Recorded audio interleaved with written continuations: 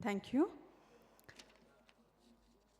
I am Sriparna from IMMT Bhubaneswar, and with me, my co-convener is Dr. Kutubuddin Molla from ICAR CRRI. So by now you all are aware, and we are discussing since morning, that the Diamond Open Access is a community-led scholarly publishing model that removes financial barriers for both authors and readers, treating knowledge as a global public good. And in this summit, that means this Bengaluru summit, we aim to bring together shared objectives and priority action areas identified by global community, enabling flexible implementation across regional, national, disciplinary, and institutional contexts. So keeping this broad vision in mind, this particular session, where we will be discussing from the context of both engineering and agriculture. So here we will basically, our discussion will revolve around the following thematic areas like open access for frontier technologies, policy framework to align open engineering and technology outputs with sustainable development, and at the same time, we will be discussing on building interoperable system for research data, innovation ecosystem, and industry partnership. In this session, we have a very balanced panelists who has expertise in engineering, agriculture. Few of them are from physics background. So I would like my co-convener, Dr. Kutubuddin Molla, to introduce them. Great. Good afternoon, everyone. So thank you, Sriparna. And it's great to see so many of the people from the academic fields who care about sharing knowledge as a public good and without any financial barrier from readers or authors. So we have a great panel, as said by Sriparna. So I would like to call on the dais Dr. Susmita Das from Bangladesh, Veda Krishnan from IRI New Delhi, Dr. Chandra Shekhar Sharma from IIT Hyderabad, Dr. Ikhwan Arif from Indonesia, and there are other panelists like Dr. Praveen Shamusundaram, who will be joining online, Peter Coles, who will be also joining online, and Jean Sebastian Cox, also online, Humberto David, also online. So I'd be introducing them one by one at a later time.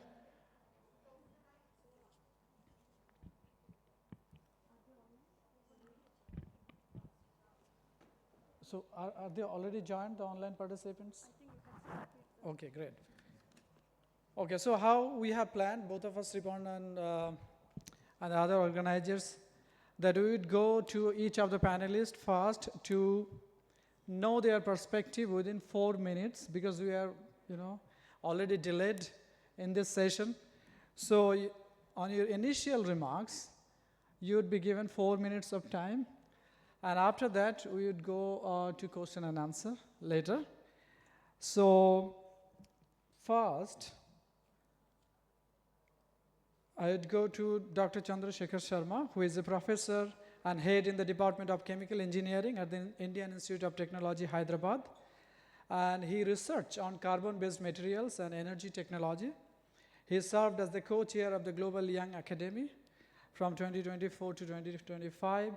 He also has been the past chairperson of Indian National Young Academy of Science. So Chandra, it's over to you for your initial remarks on the topic.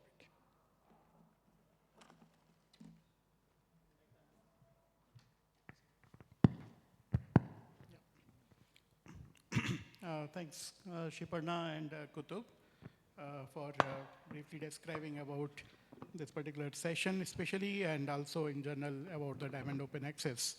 To me, the Diamond Open Access, what we are discussing in this particular summit, it's not just simply a publishing model, but to me it's more like a public knowledge infrastructure. And that should be enabled to provide the access of all the information in the public domain, which is created by the public funded institutions and the researchers for the public.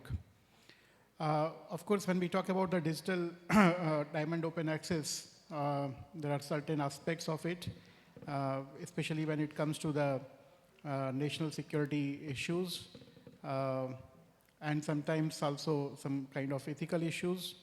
But when we all agree that there is a path forward to go for the digital, for the diamond open access, I think there are ways to deal with those ethical and national security issues as well.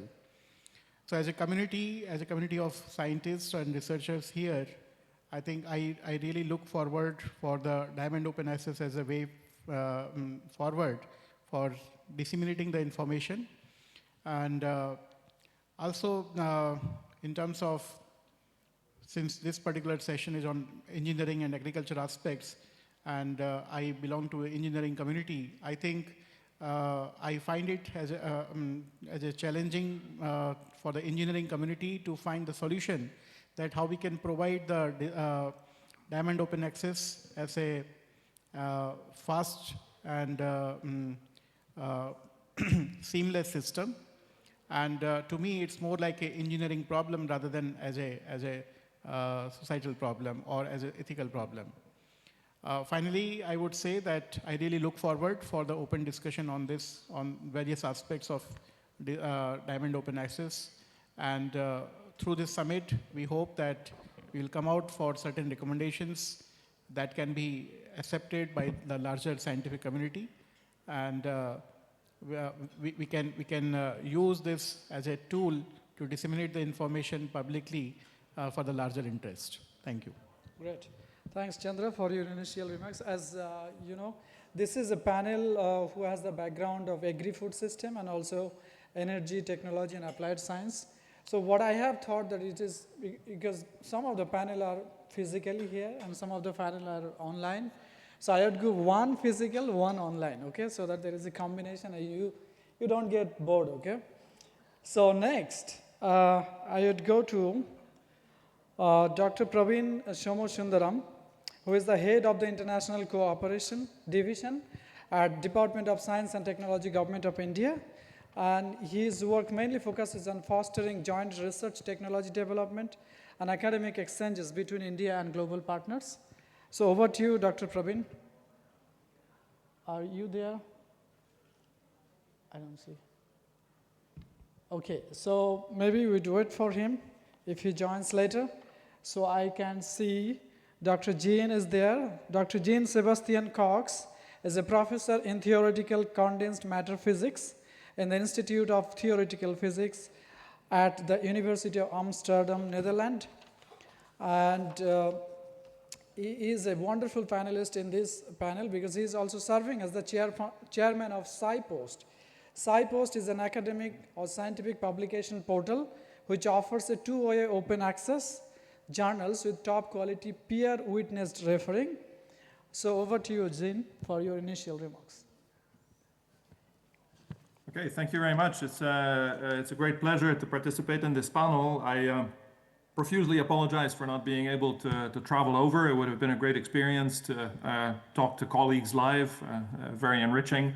Fortunately, I'm nailed by teaching obligations that I have to fulfill, so there's a bit of lack of flexibility here. I'm going to make some general remarks. I had actually prepared a few slides in case they were needed. I put the URL where you can find the slides in the chat here. So if any of you want to consult that later on, you're welcome to do it. But I can summarize my most important points anyway, just verbally. I mean, we're talking about diamond open access here. I think the general theme, the general recognition is that there's a value of openness that is being essentially highlighted absolutely everywhere. The idea behind SciPost is very much that it's scientifically driven, you know, driven by academics' way of leveraging the idea of openness to achieve quality at lots of different levels. So these levels are, of course, first of all, scientific. We're talking about scientific quality, first of all. I do believe that there is no question of being able to achieve and attain scientific quality without openness. Openness in discussion, most importantly, openness in criticism.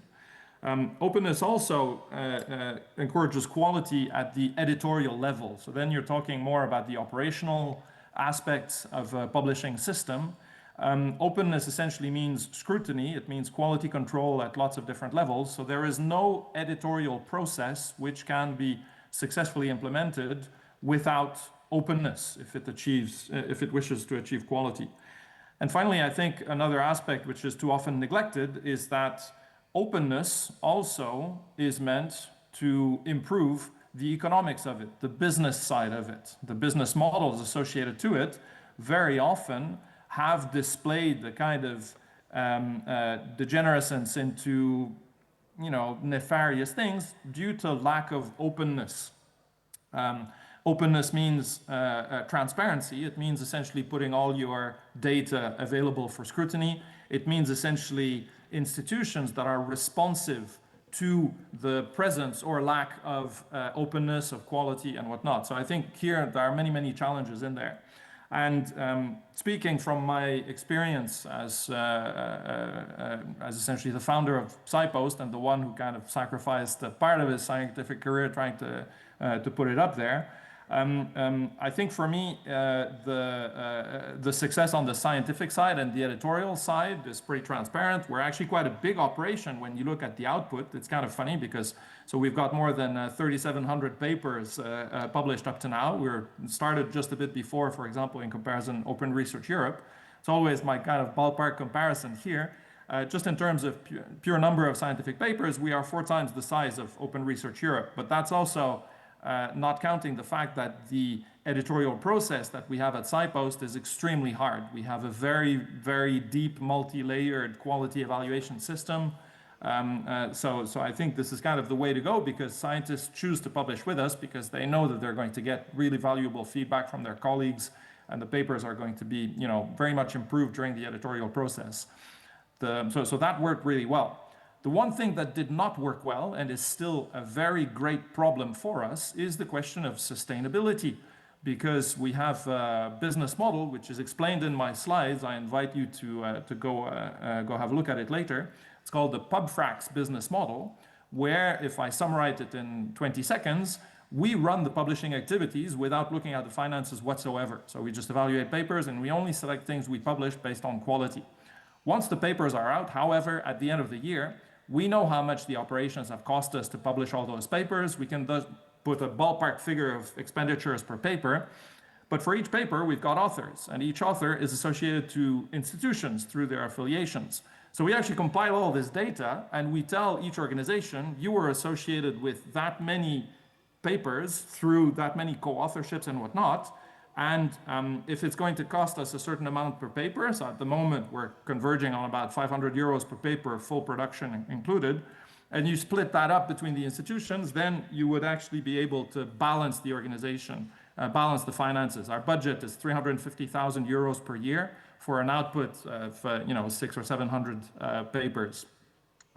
Unfortunately, our experience is that of all the academic institutions that benefit from our activities, only approximately 10% support us. So although there's a lot of goodwill, a lot of talk about open access, when it's a question of building the infrastructure that would actually be in position to displace the incumbent corporate publishers, then the support is sorely lacking. And out of experience, the funding agencies and the big organizations, they prefer their own systems. And I think if you attended or if you heard what Marin Dacot said, I think he made one of the most important statements there. The organizations, the kind of academic-led publishers that are working very much on an international level, they're kind of left out of this whole thing because there's no structured support system. There's no sustainability built into that. So despite the existence of SCOS, despite the existence of all these nice, speeches about all of this, I think the infrastructure for the support of these academics that actually run this thing is sorely lacking. And this is the one thing that I would really like to see changed. That's based on my 10 years at SciPost. My time is up, so I'll leave it back to the convener. Thank you. Yeah, thanks for being on time. Actually, I initially planned that in the beginning I'd remind every speaker that please be on time. I'm not as polite as Sriparna, but because our speaker is really time-keeping speaker. So thank you, Zin, for highlighting, the need of editorial transparency and obviously the need of a support of infrastructure to do a sustainable, diamond open access system. So now I would move to Dr. Veda Krishnan, who is a senior scientist in the Division of Biochemistry at the ICAR, Indian Agricultural Research Institute at New Delhi. And she also served as a secretary at Indian National Young Academy of Science, and she is currently as an executive member to the Global Academy, Young Academy. Over to you, Veda. Yeah, thanks, Kutub. My fellow panelists and distinguished delegates who are in this room, I'm really humble and thankful for this opportunity to discuss more on the trajectory of Diamond Open Access and its role in agri-food research system. As you understand, agriculture sits at the intersection of some of the most daring challenges that humanity is facing at this point of time, like the food nutritional security, the climate resilience, and the livelihood security, and so on. And on the other hand, agriculture is one research vertical which is heavily publicly funded, and it is actually socially mission-driven programs. And when we see that as technologists, like we develop the technology, but ultimately the deployment of the technology happens at the grassroots level, and the last mile is taken mainly by the farmers, the extension officers, the state agriculture university people, and the KVKs and so on. So keeping them away from this knowledge, like behind the paywall, I think it is a bit of injustice, and hence there is no question that we have to support this open access concept so that the knowledge can transfer across the pipeline in a smooth and sustainable manner. In my initial thought, I want to touch upon 2 to 3 points, which is very relevant for agriculture. Because when we compare different verticals, I'm really happy to be here with my friends who are from different dimensions of research. Because agriculture is very different because it is contextual, it is very local, and it is very iterative in manner. When I say contextual means any technology that is suitable for a particular zone, like a east zone or a central zone, might not be suitable for the other because of the, the difference that we expect in the weather, the soil regimes, the irrigation, and so on. And iteration is also very important because when we give a technology to the farmer, most of the times, like, we have to refine it based on the feedback of the farmer over the time. So there should be a transparency, justice, and knowledge transfer across these stakeholders, which is very important. And when we see India, agriculture is the backbone of our economy. And that's why government is actually putting a lot of mission mode programs, for example, for nutrition security, organic farming, and so on. And these are all public funded programs. And it is very much required to develop a transparent, trustworthy knowledge base, because in the next step, the policy people, the regulators, they are going to take it to a next level where these programs has to be applied according to the length and breadth of the country. So to take that, we should have a very trustworthy knowledge source. And I think open access is the only solution for such kind of developing a curated database or a knowledge source. And as Kutub mentioned, that I'm representing also as a part of Indian National Young Academy as well as the Global Academy. So there is no question that the early and the mid-career is really ready to accept this change in research culture. So in our deliberation, there is no question that science should be open or not, but it is more like when is it going to happen. So I think for making agriculture research-proof and also being ready for the next decade or next generation, I think the Diamond Open Access is actually the real thing to go further ahead with that. Yeah, with this, I will like to stop my initial remarks and I will take the questions later. Thanks. Right, Veda, thank you very much. Yes, agriculture indeed. One of the fields that has direct impact, immediate impact of the money that is being invested on the research, and it should be open. And obviously the format that we are discussing here is Diamond, so that the reader does not have to pay and author also does not have to pay. Okay, great. So now we move forward to another part of the world. It's our neighboring country, Dr. Sushmita Das, who works at the Agricultural Information Center of Bangladesh Agricultural Research Council, Dhaka, under the Ministry of Agriculture, and she is also serving the National Agriculture Research System of Bangladesh through information services like documentation and knowledge management. Over to you, Dr. Sushmita.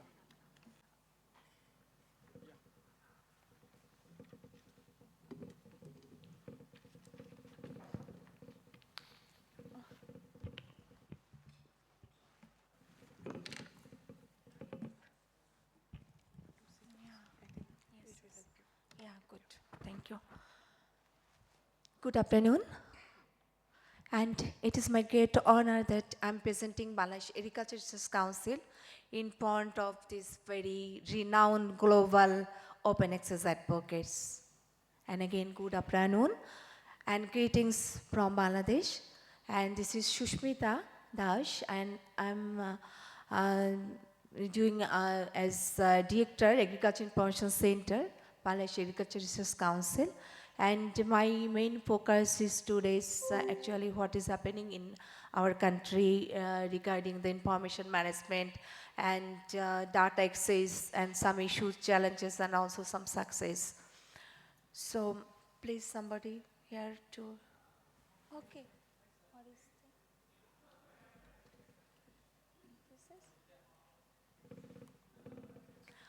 Okay, Bangladesh is a very densely populated country, but very small area.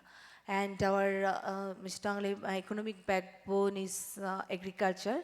And it's good that our 1300 million people are now under internet supported. And 72% rural small house now at least a small smartphone. So BRC act as an apex coordinator of NARS apex leadership and is function as the lead coordinator of the National Agriculture Research System. And in our agriculture diversity and agriculture data is treated as very essential digital public infrastructure, driving the nation's sustainability transitions. And this is the NARS of Bangladesh. We govern like 13 institutions under the umbrella of Bangladesh Agriculture Research Council and under the Ministry of Agriculture and some others ministry. And this is the digital landscape of our national population. So 48.9% of the population are now active individual users. And we are very good the things that our 2,500 government services are now accessible in online.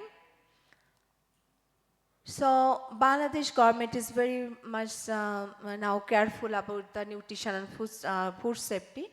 So we have our nutrition security policy and national plan of action on nutrition guide. And the new regulations on food fortification, labeling, and general food safety rules have been drafted for public input, and it will very soon in regular basis. So some initiatives also taken by BRC, and in this part, very good thing is happening, and Bangladesh good agriculture practice already started by BRC is the scheme owner, and we have already developed some protocols, CAP protocols, 15 crop-based Bangladesh CAP protocols. And this is the Bangladesh CAP protocols standards, policies, and data-driven food security things. And this is the GAM scheme. And some publications. And addressing this nutrition and climate resilient innovation, NARS also very much careful to bridge the population gaps. And NARS has released specialized varieties to combat these climate extremes like flood, submergence, salinity tolerance variety, drought resistance variety, broad season giants like Breathe and 113, and some blast resistant varieties too. And our government is open data ecosystem, and this is the portal. And very good things, there is a very good agriculture data set, and it is dominated by rice data like production volume, strain, yield, variety, adoption, irrigation coverage, fertilizer distribution. Okay. Then market directory, climate data sets, and this is the key issues. Actually, small scale farmers struggle to avoid modern devices or data. So we have very good things. This is Khamari apps. We recently introduced it under the crop zoning project by Bangladesh Agriculture Research Councils, and it is for the land last users. This is for farmers. It is in Bangla also. So BRC, we have e-repository, and we have Kishi call center, and we have also agriculture national portals, and Bangla Jal we have, and our Bangladesh agriculture journals indexed, we indexing in Bangla Jal. And Scientific Bangladesh is more than 11,000 scientific publications are Scopus database with at least one author with Bangladesh affiliations. So this is the publication milestone, and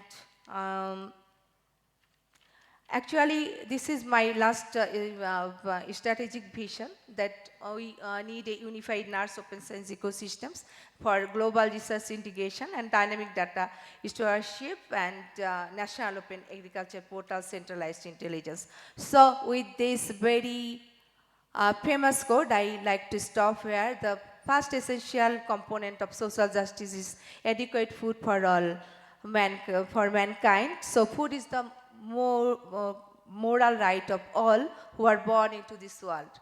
And thank you very much. Thanks again.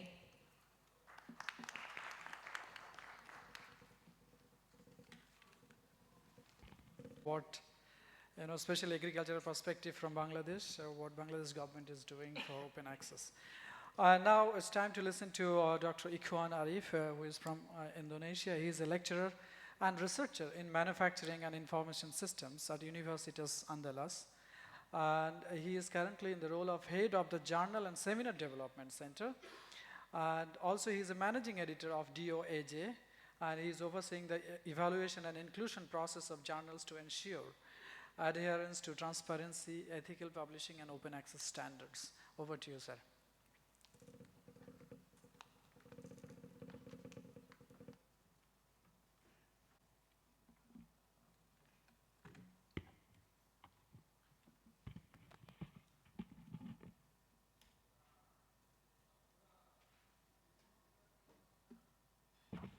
Hello, good evening. Good afternoon.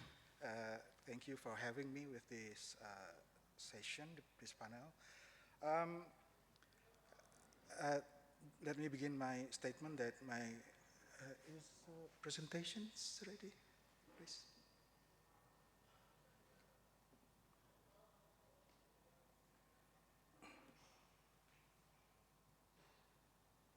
Okay.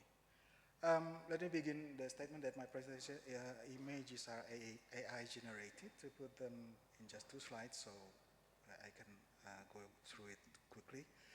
My remarks will focus on the engineering journals because engineering publishing has a specific obligation. What we publish does not just inform ideas, it shapes systems that people rely on. Bridges, power grids, water treatment, medical devices, AI in manufacturing, robotics in warehouses. And in engineering, knowledge transfer only succeeded when it is usable, reproducible, and safe. Demand for access already gives us major equity advantage. No paywalls for readers, no fees for authors, but equity alone is not enough for engineering. Engineering needs durability, interoperability, and verification. Let me start with this, Let me start with this mapping showing engineering open access. You can scan with the, I'm not sure if you can scan the QR code. That's the dashboard that I prepared for the summit. We see a highly decentralized ecosystem of 667 journals, primarily by Indonesia and Iran. Many of these journals report strong editorial practice, 90% use anonymous peer review. Publication timelines are reasonable, around 16 weeks on average. So the core issue is not that this journal lacks seriousness. The core issue is fragility. From the AJ dataset, around 2/3 lacked long-term digital preservation. For engineering, that is a red alert scenario. If research is not preserved, we do not just lose PDF. We lose design rationale, we lose dataset, parameters, and reproducibility packages. In engineering terms, it is like building critical infrastructure without redundancy. So eventually something fails. So my main argument today is diamond open access in engineering should be treated as engineering infrastructure. It needs design principle, failure mode analysis, shared services, and sustainable funding.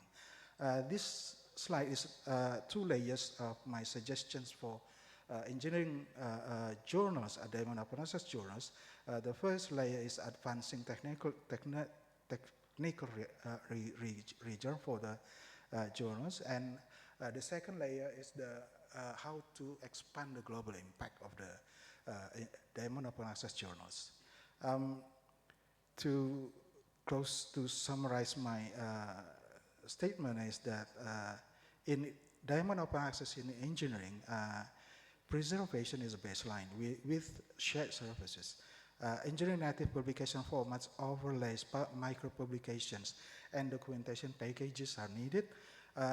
And the third is shared governance and funding, federal security review and consortium support for non-profit infrastructure. Diamond OA can be more than fair. In engineering, it can be high performance, fast, reproducible, safe, discoverable, and permanent. Thank you for your kind attention. Okay. That's it. Okay, thank you very much, and thank you for your effort in DOAJ. So now I just double check if anybody from the panelists have joined other than Jean online. I'd call by name Dr. Praveen, Dr. Peter Coles, Dr. Humberto Dibat. Has anybody joined? Can you double check? No? No, okay. So I think it's good because you have more time to discuss. Okay, now I hand over to Sriparna. Thank you, panelists, for your welcome comment and notes. So, from our side, we have few specific questions, or you can consider it as pointers also, on which we would like to know your viewpoint. So, I will start with Professor Arif. So, how can Diamond Open Access model ensure the timely dissemination of engineering research without compromising quality, security, or ethical concern? What is your take on this? Okay. In engineering, we have short time span for the products. I mean for the science. Say like AI today, it changes maybe hours, not months. So we need to have this repository that put the maybe work papers considered as a published one, short chunk of the works considered as a publications, put online so people can, so researchers can state their research early, rather than they just wait for the journals, because the journals, we need review times and editorial process.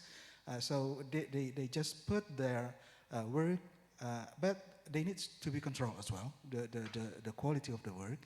So review is okay, but it needs maybe not as strict as the journal reviews. It focus on only on some aspect. I mean, small chunks of their work, and they put it online as soon as possible. Okay, thank you. So maybe in this line, but this question is not directed to any, specific person. Maybe it is open to you all. Anyone wish to answer, you can answer. So there are many frontier technologies which is linked with national security, intellectual property, and may have commercial interest. So how can open access framework balance openness with legitimate concerns around strategic sectors? So any one of you can start.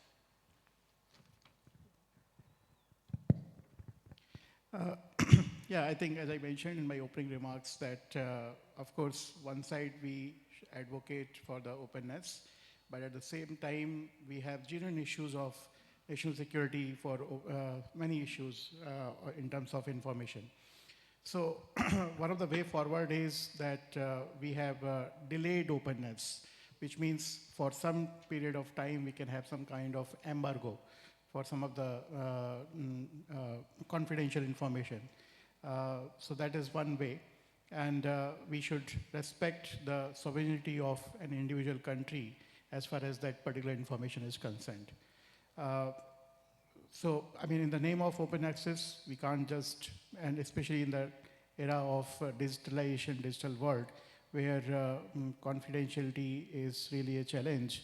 And there are several issues which are directly related to the national security. So I think we can still go for the open access or open information, but maybe it is delayed, maybe at a slow pace. That may be one way forward. Thank you, Chandra. Professor G, would you like to comment on this? Actually, so the experience that I have is mostly for, if you want, ivory tower style academic research. So we've published mostly things that are really within the realm of academia with no direct commercial application. So we have not faced a situation where this question kind of came to the fore. So I have little experience with this at the moment. I think at the moment we're more busy with fundamental science than, we're going towards a bit of engineering, but are less active in that than in fundamental science. So I think we have to wait and see what happens. But I do see the developing international conjuncture as proving to be a substantial challenge for open publishing in that sense. I think it's very difficult to try to embed that in the ethos of the real open publishing thing. So we'll just see how it goes. Yeah, thank you, Professor G. So maybe Dr. Shushmita, this question is to you. So you are from agricultural research, and I mean, this field of research has real world application, right? So how do you think that this diamond open access accelerate this kind of, technology dissemination and all this thing?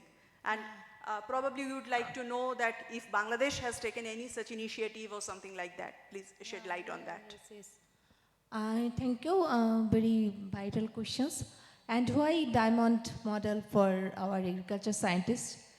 Because we are actually facing the double problems. Like our scientists, they cannot afford the high impact journal APCs, and also our we often cannot afford to read high impact factor journals, research articles. So,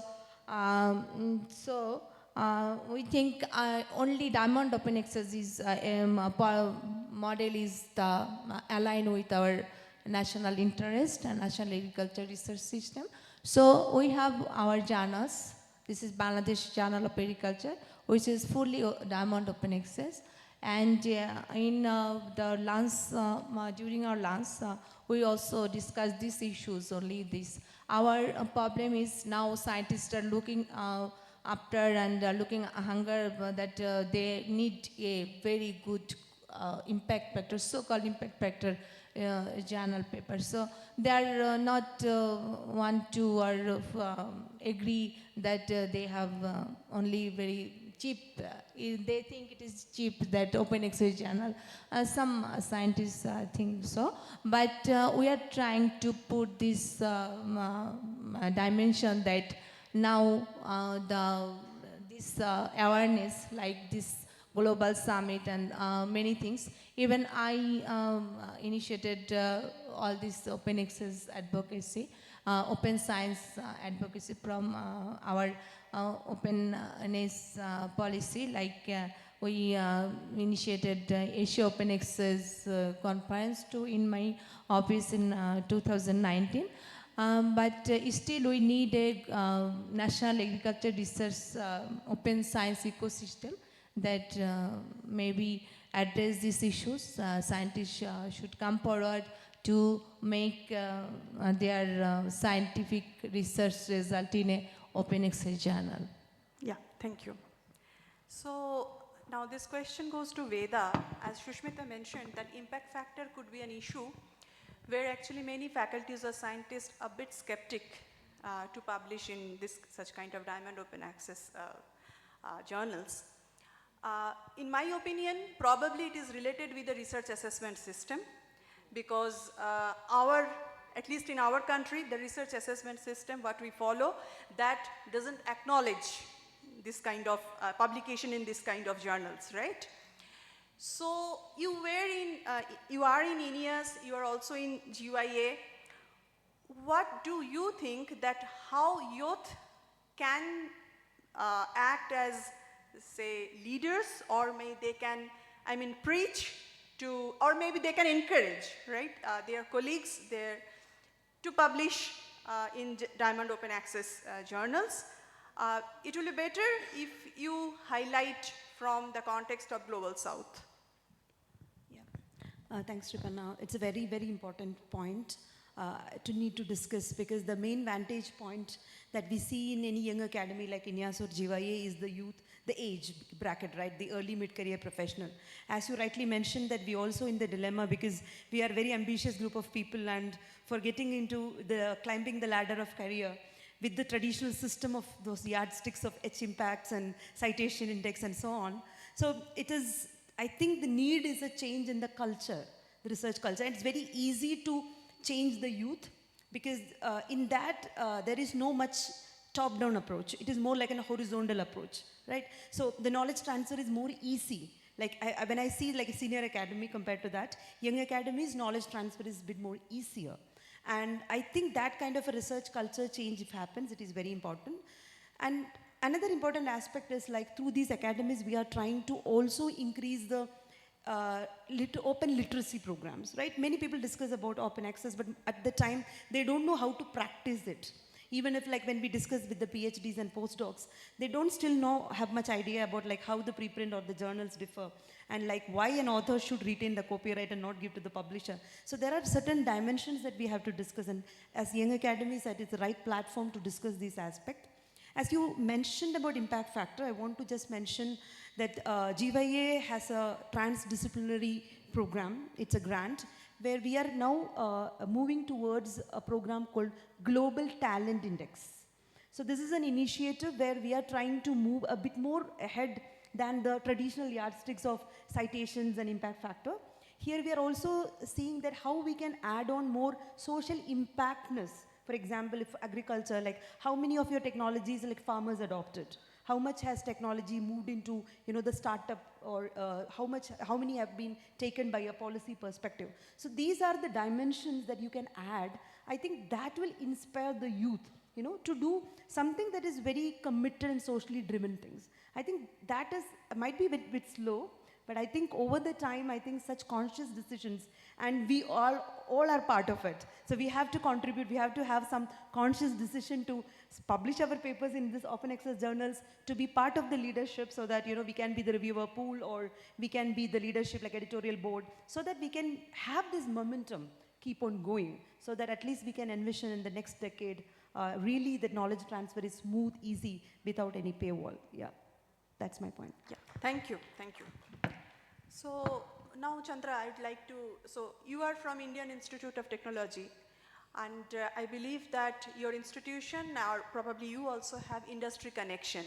And we all know that industry works in a closed, or I would say semi-open strategy. So what do you think that how this Diamond Open Access thing will work for them if academia-industry collaboration, we think?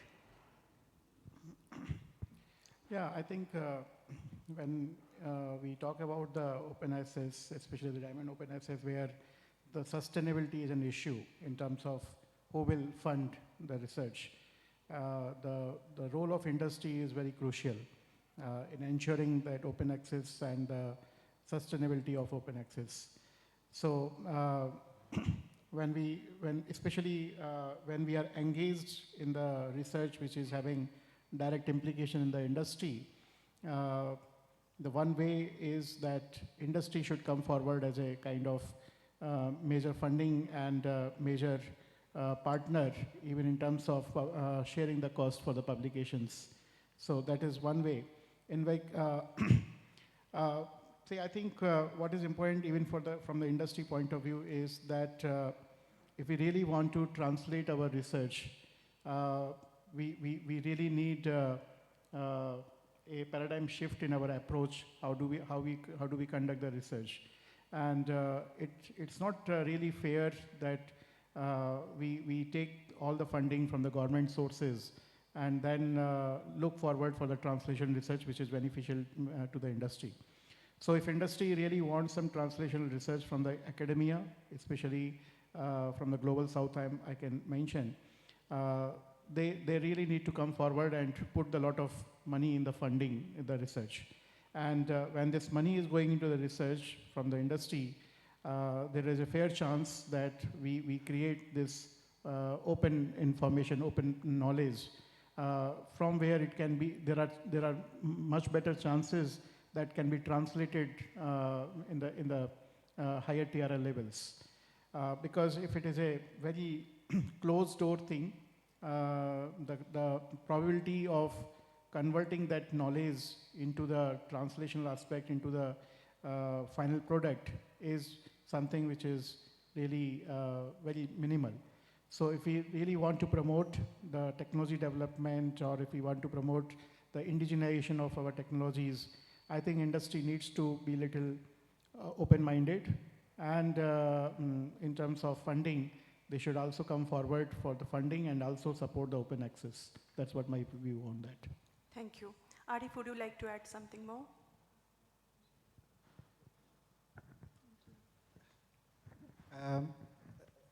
To reiterate what I have experience in during my work. We have cooperation with Portland Simon in my city. Yes, the industry, they need to put their money to the research, and they allow us to publish as a diamond open access, as in, at least for the open access, not just diamond open access. So that all the research, or what we did with the industry, we can publish all the works, and they got results of our work, and public or research or the community get benefit from the collaborative research with the industry. Okay, thank you. Yeah. Hi, thank you, Sriparna. So it's almost we are at the end of this panel discussion. So before we end, we have a little one or two discussion left that I have in my mind. So, because this discussion has said that, okay, diamond open access is not that acceptable because it does not have that recognition during assessment. So let me remind you, all the audience and this panelist, obviously they know better than me. So diamond open access, actually this term coined in 2011 to 12, so it's a pretty new idea. And then where it gained momentum when we organized FAST Global Summit in 2022, and this is third one. And in 2023 and 24, UNESCO global consultation happened on this diamond open access. So I think it will gain momentum, but it needs time. It's pretty new and in the academic field it will gain momentum, and obviously if the policymakers and the assessment committee value diamond open access publication in their career advancement scheme, obviously it will gain momentum. This is one of the things. So now I think I would go to Zain, to you online. So you are on, you have been working for a long time for the SciPost, and what do you think? Because this diamond open access, this model is almost similar to the predatory journals, because they have also kind of open access, but they take money with very little time. Okay, they can publish in Indian money like 10,000, 15,000, they can publish in 1 week. And we from INEAS, we led a consortium called Rescue, and that was funded by Inter-Academy Partnership from Washington, to combat the problem of predatory publications. So I would like to know your perspective. What kind of threat do you see from the predatory publishing houses to the legitimate diamond open access channels?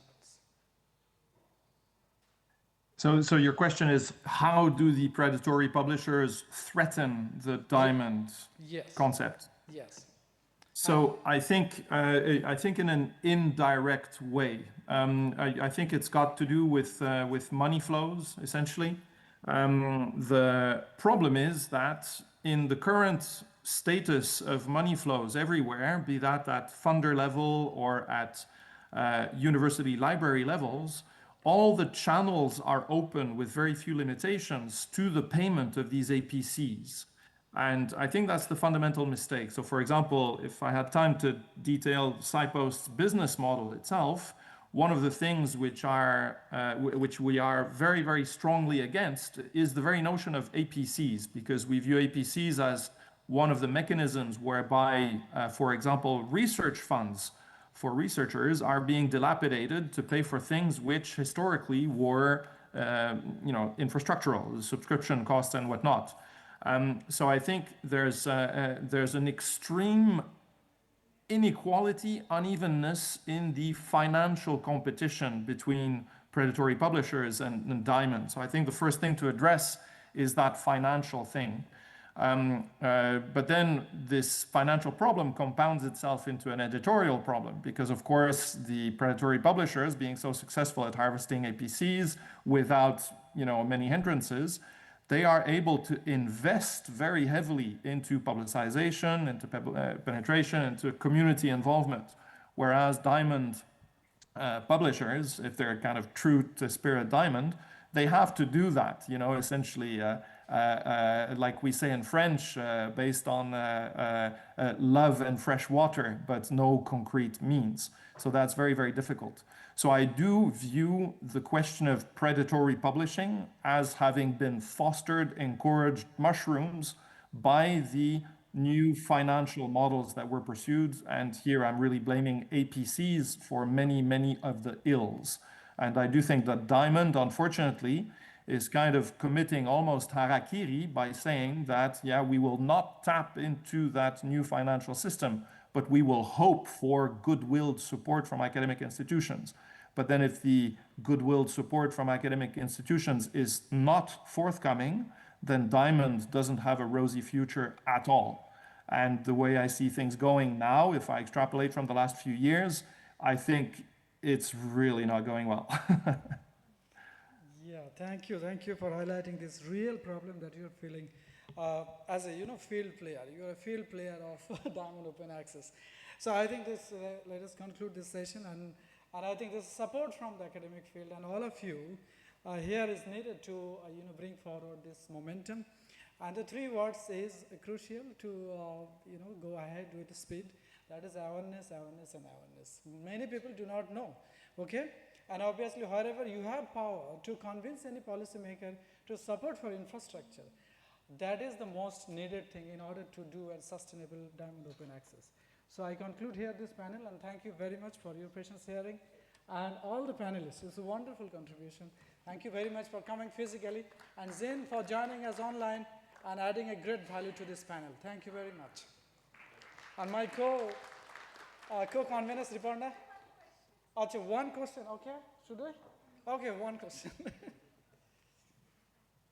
Can you give the mic to him? Yeah. Is it working?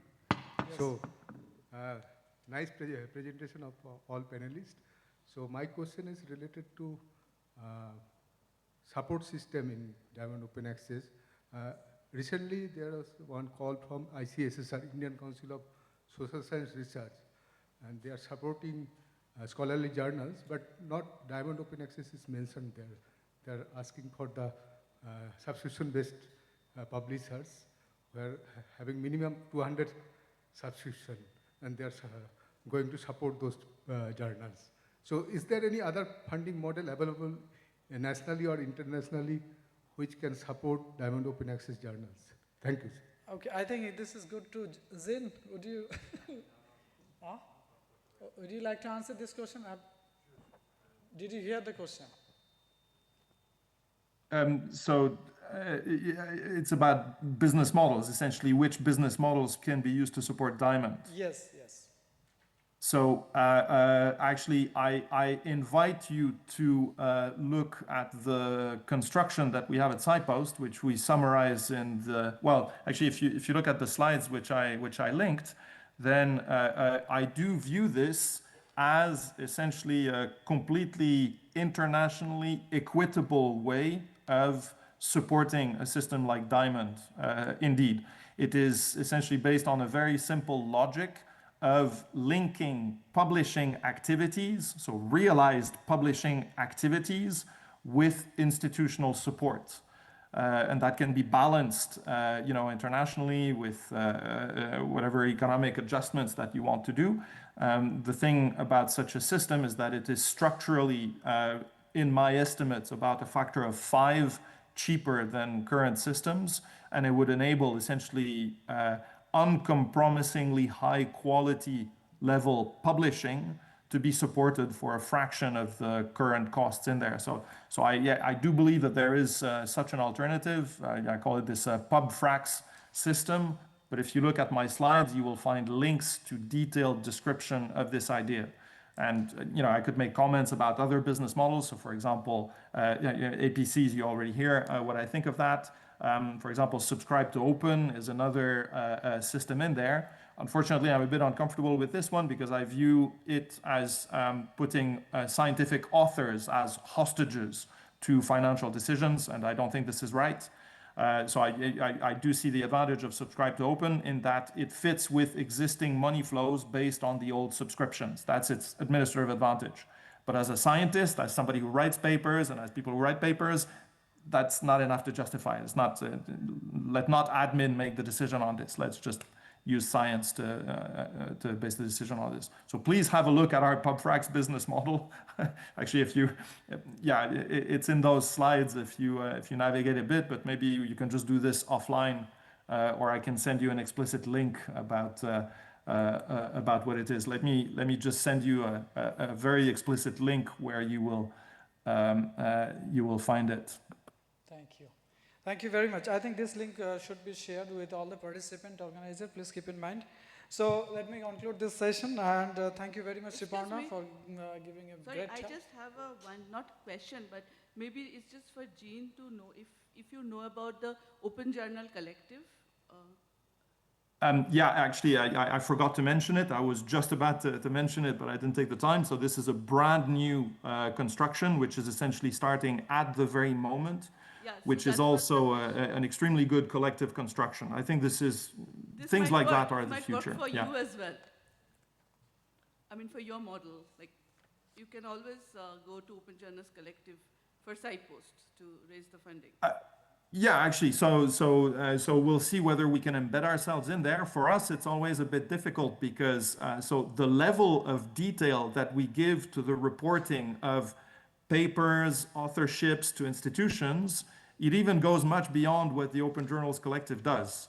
So what we would like is for the Open Journals Collective to kind of include all the information that we provide about stuff, because that really helps to make informed financial decisions. But it's a very interesting development that's taking place now, right? So my dream is to have something like Open Journals Collective, which is taken up internationally, but then which is really looking in detail at the level of activity of publishers, their expenditures, their quality controls and whatnot, and distributes the money on that. But this is, among the most promising new pathways, certainly. Thank you. Thank you very much. So I hand over to Dr. Naveen Kumar. Yes. So I again thank conveners and the panelists for the excellent session. Now I request Dr. Naveen Kumar P, Head Division of Flowers and the Medicinal Crops, to present the token of appreciation for the conveners and the panelists. Please give them a big round of applause for a very informative, very interesting interactions. Thank you.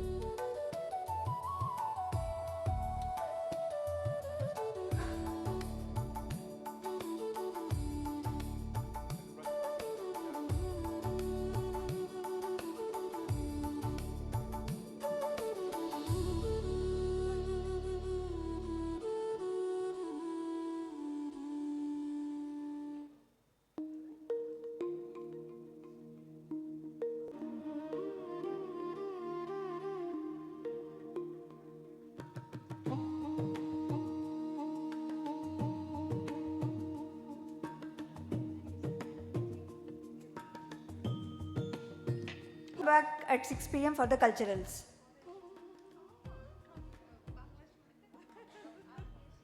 To all, now we are concluding this today's session, all the proceedings. The cultural program will be starting exactly at 6 o'clock, 6 or 6:05. I request all of you to just go freshen up and come back here. The only one condition is food is arranged, dinner is at 7 o'clock, but it is not, we are not supposed to take either coffee or any eatables during the cultural session in this hall. Food is not allowed between 6 to 7. Dinner is arranged at 7 o'clock outside only. Thank you.